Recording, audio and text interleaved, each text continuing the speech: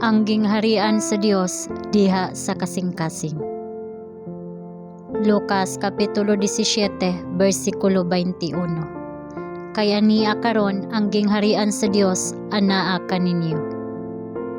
Ang kagamhanan kung asa nagkinabuhi si Jesus dunot og madaog-daogon sa matag bahin gahilak nga mga pang-abuso, pangilkil, pagkadili matuguton o grabing kabangis.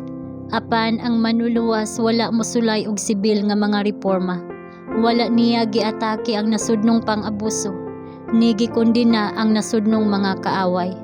Wala siya manghilabot sa otoridad o administrasyon sa mga anaa sa gahom. Siya nga atong panig-ingnan, nagpahilayo gikan sa yutan-ong mga kagamhanan, dili tungod kay siya walay pagtagad sa mga kaalautan sa mga tawo, kundili tungod kay ang tambal wala lamang nagsalig sa tawo ug sa gawas nga mga lakang. Aron mahimong epesyente, ang tambal kinahanglang makaabot sa tagsa-tagsa ka tawo ug kinahanglang magpabag-o sa kasing-kasing. Pipila sa mga Parisiyo miduol kang Jesus nga nangutana kung kanus-a moabot ang gingharian sa Dios. Kapin sa 3 ka tuig ang milabay, sukad si Juan Bautista mihatag sa mensahe nga sama sa usa ka trumpeta nga gipalanog sa tibok yuta, ang gingharian sa langit haduol na. Ug sa pagkakaron kining mga Parisiyo, wala pa makakitag timailhan sa pagkatukod sa gingharian. Si Jesus mitubag, ang gingharian sa Dios moabot dili sa dayag nga pagpakita, ni sila moingon ani adinhi o didto. Kay tan-awa, ang gingharian sa Dios anaa sa sulod ninyo.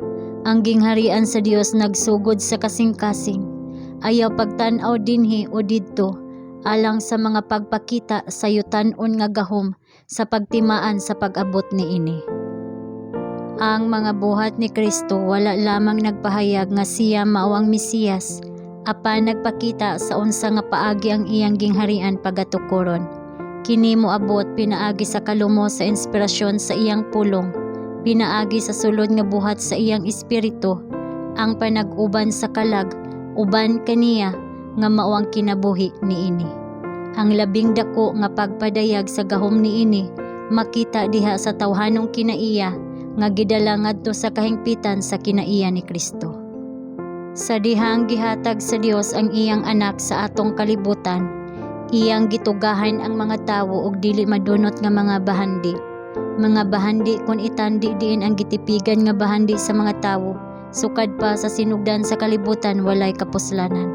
Si Kristo mianhi sa yuta ug mibarog, atubangan sa mga anak sa tawo, uban sa gitipigan nga gugma sa kahangturan, ug kini mao ang bahandi nga pinaagi sa atong koneksyon uban kaniya, atong madawat, ipadayag ug ipaambit.